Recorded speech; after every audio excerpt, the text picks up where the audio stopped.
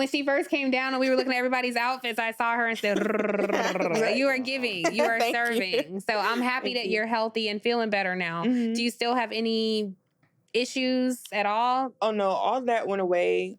Even GERD, like acid reflux, like you really don't realize how much your weight affects like your everyday life until you actually lose weight. So I don't have any of those problems anymore medically. Yeah. So the surgery worked for you? Yes. Perfect. Okay, good. Yep. Now you did not have any kind of surgery. You just look fabulous on your own. Is that what I'm to understand? But it's a lot of work. Yes. So there's this great scene I love, if you've ever seen The 40-Year-Old Virgin, where he looks in the camera and says, this takes a lot of work. Yes. That's what I found. And as I've grown older, it takes even more work. Yeah. So it really has to be a priority so that when you're planning your day, the workouts have to be in there. If you're going out to eat with your friends, you look at the menu in advance so that you can start thinking about it. So I find that it's just taken more work to look good with aging. Now, were you overweight? Yes. Okay. Significantly overweight? Yes. Do you mind sharing how much weight you lost? I've lost 35. Okay. But I've done it very slowly, so it's not as noticeable, except for folks who haven't seen me in a long time. Yeah. Because it took me almost 2 years to do it. Yeah. And so for me, the impetus was COVID. When we were all hunkered down, yes. talking about cooking. So I grew up in Mississippi where food is love. Yeah. And we all hunkered down in Mississippi, and we were cooking daily. We had 4 generations all under one roof. And to keep everybody healthy, we didn't go out. We didn't mix a lot. But what we did do was cook and bake. Yeah. Cakes, pies. We were baking and cooking. And so by the end of COVID, it showed. So you were baking and cooking across generations. I love it. I tried.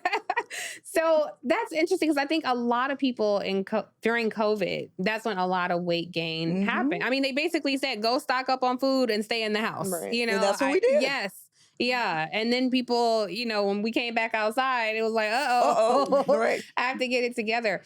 You know, there is something, and this is, listen, for all of you all tuning in at home, this is no judgment. However you choose to feel good about yourself and be healthy, we salute it. But I do think it says something about our culture.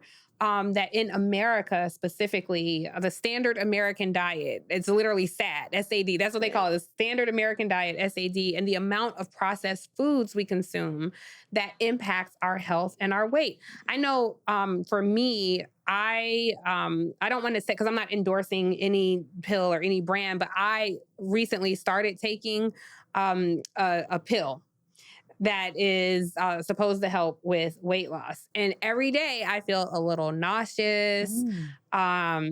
It's just like, and when I first started taking it, I felt like it was like I had the stomach flu for like 3 or 4 days. I was no good. And I was just thinking, is it worth looking good and feeling bad? Like, I just don't know. At some point my body regulated, but it has changed how I consume food. Like that itch I have for like salt or sugar, because I can take both. It just kind of went away. The thought of drinking alcohol is like, blech, I can't have alcohol now. I am concerned, though, about the long-term impacts of some of these things. So I'm navigating my own weight loss. The biggest success I found, to be on, however y'all doing it is to you, but what I have found works best is not eating a lot of processed food, working out consistently. You have to burn more calories than you consume, and just making responsible choices.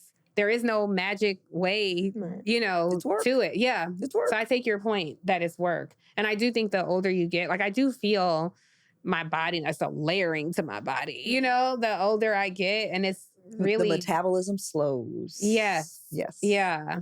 And it's an interesting terrain to navigate as you're, you know, because I eat my emotions. So sometimes it's like, I had an amazing day. I deserve this. Right. Or I had a rough day. I deserve this. Or I had a regular day. So my meal is going to be my exciting thing. I deserve this, you know?